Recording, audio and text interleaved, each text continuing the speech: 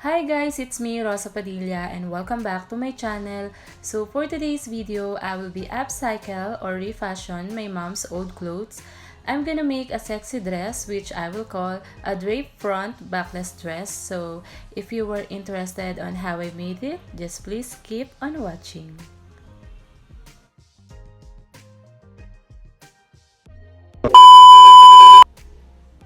I will be using my skirt, which I also made, so if you were interested, you can check it on my videos.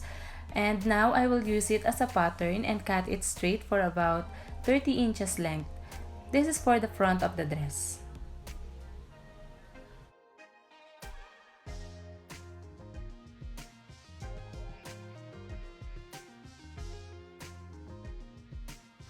From the top, fold the fabric for about 3 inches and measure 1.5 inches width and 6 inches length and cut. Do it on both sides.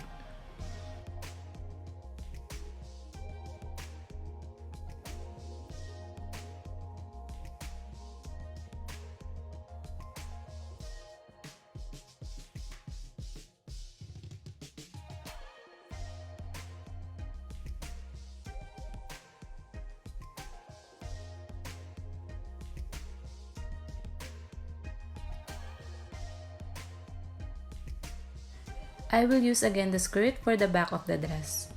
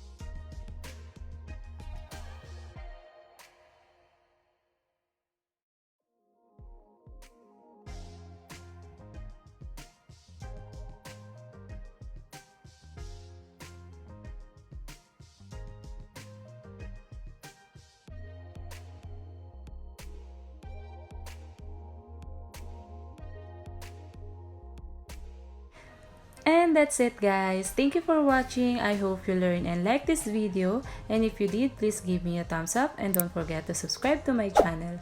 Thank you!